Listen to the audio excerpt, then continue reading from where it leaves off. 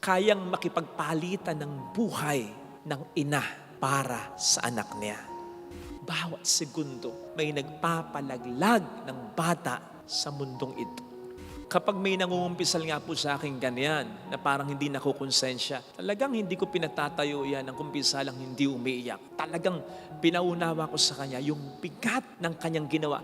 Kapag nabuo ang bata, kahit hindi mo gusto o hindi mo pinlano, tanggapin mo. Talagang ayaw mo. Sige na, paampun mo ng maayos. Ng maayos ha, basta wag mong papatayin. Sapagkat sinisigurado ko sa iyo, ang Diyos ang makakalaban mo. Maaaring ang bata, obviously, physically ay mahina, marupok, very weak. Pero matindi backer niya, ang Diyos na magtatanggol dyan, ang Diyos na kailanman, saan man tayo magsuot, hindi natin matatakasan. Gaano nga po ba kahirap mamatayan ng anak? Ang sabi po ng maraming ina, words can't describe. Hindi raw po malalagom sa pamagitan ng kahit marami pang mga salita ang sakit na nadarama ng isang magulang, lalo't higit ng ina sa pagkamatay ng anak niya.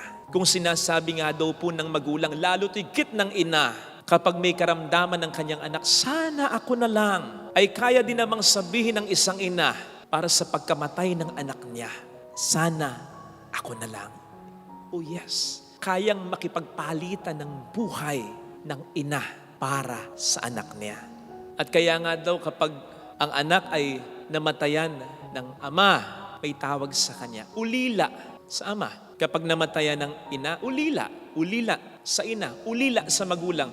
Pero kapag ang isang magulang, lalo tigit ang isang ina, ay namatayan ng anak, hindi sinasabing ulila sa anak yan. Manapa, ang madalas na sinasabi na pinakamalapit dyan, nangungulila.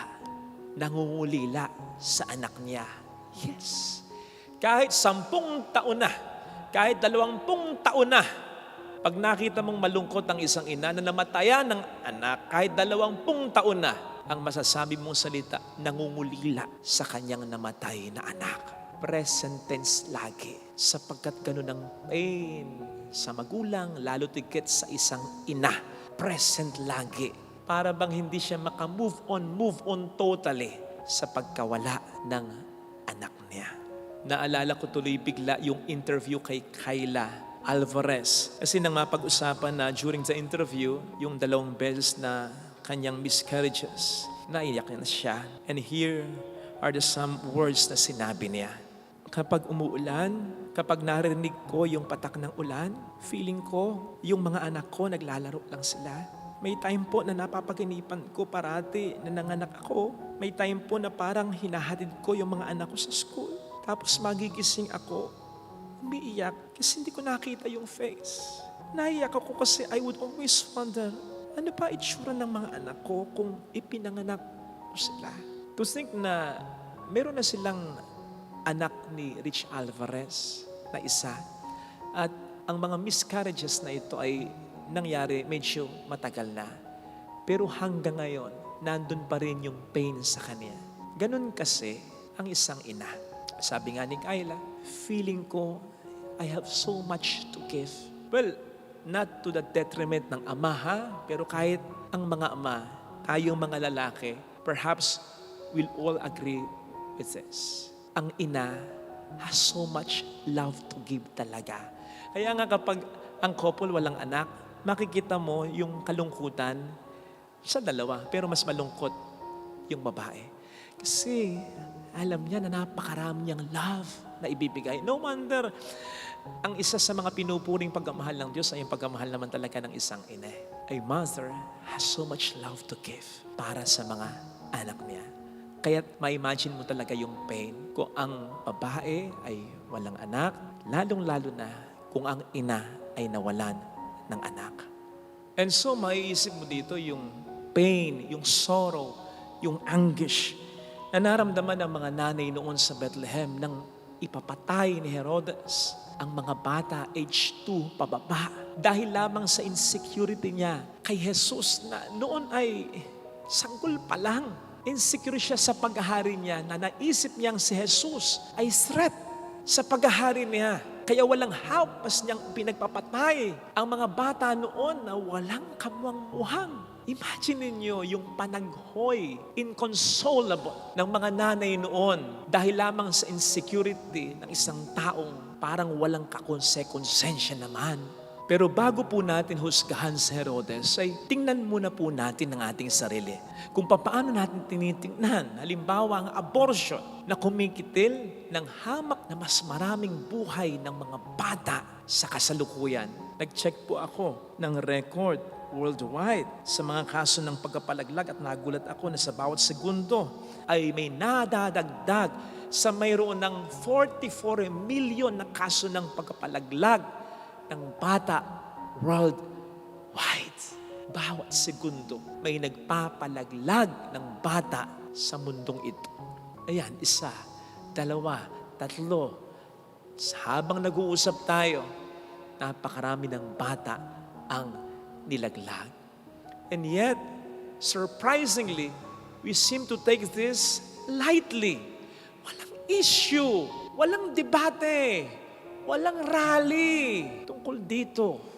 I understand na nakaka-alarma yung mga pictures, yung mga videos, yung mga reports tungkol sa mga bata. Halimbawa na namamatay sa gera. For example, sa Gaza. Nakaka-alarma yan. Pero di ba dapat ma-alarma din tayo sa mas hamak na maraming bilang ng mga batang pinapatay mismo ng kanilang mga magulang, particularly ng kanilang mga ina, na dapat ay unang nagtatanggol sa kanila. Hindi ko dina-downgrade yung paghihirap ngayon ng mga bata na nasa gitna ng digmaan tulad ng sa Gaza.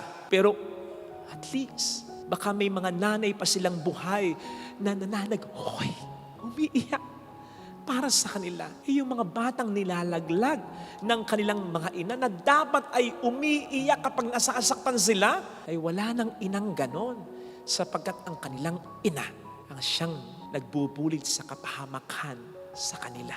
Kapag may nangungumpisal nga po sa akin ganyan, na parang hindi nakukonsensya, talagang hindi ko pinatatayo yan ang kumpisalang hindi umiiyak. Talagang pinaunawa ko sa kanya yung bigat ng kanyang ginawa, kung paanong pinairal niya yung Herodes sa puso niya.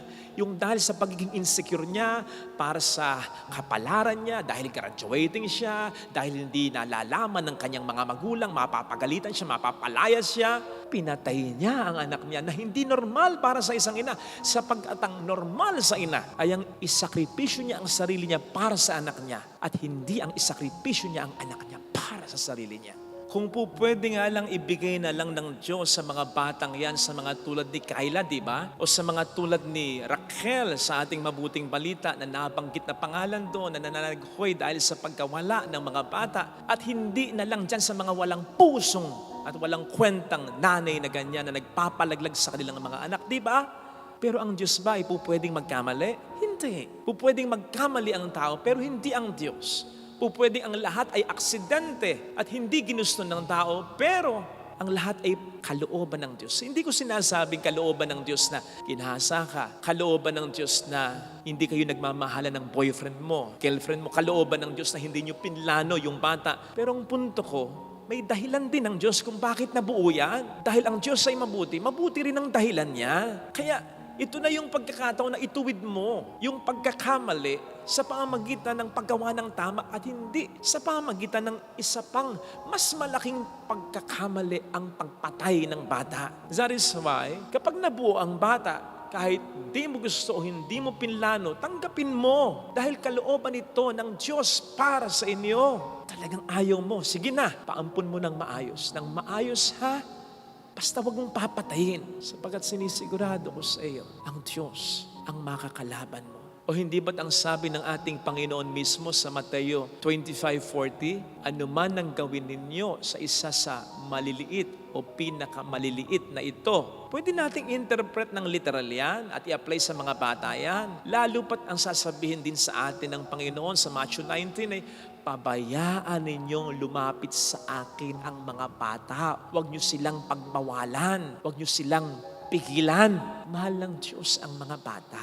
Hindi lamang dahil inosente sila at sila'y karapat-dapat sa paghahari ng Diyos, kundi dahil wala silang muwang. Mahina sila, kinakailangan nila ng tagapagtanggol. At kung ikaw na ina, hindi mo sila maipagtatanggol, ang Diyos ang magtatanggol sa kanila kahit sa'yo pa na sarili niyang ama o ina.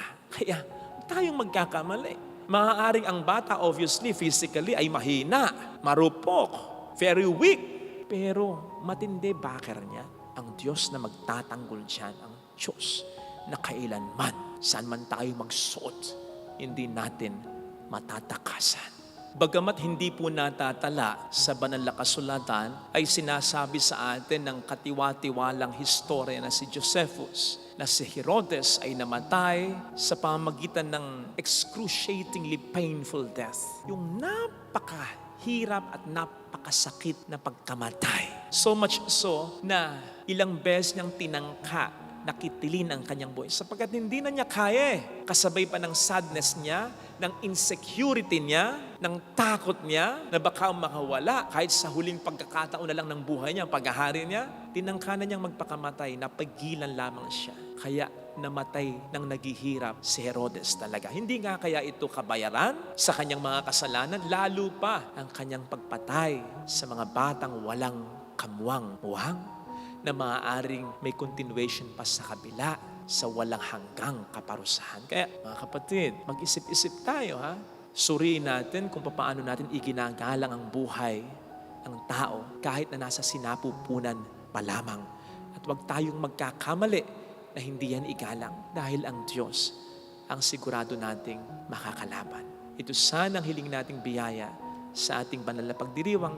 Hindi man sa atin dahil tayo may paggalang sa buhay, sa iba, sapagkat hindi nila alam kung anong kaparusahang naghihintay para sa kanila.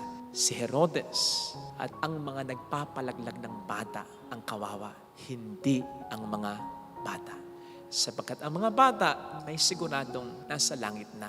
Kung yan man ay inilaglag o anumang kadahilanan na sila ay nawala, ang magdurusa ay ang mga naging dahilan ng kanilang pagkawala. At maihabol ko lang ha, yung babala na ating binitawan hinggil sa pagpapalaglag ay hindi lamang para sa mga ina.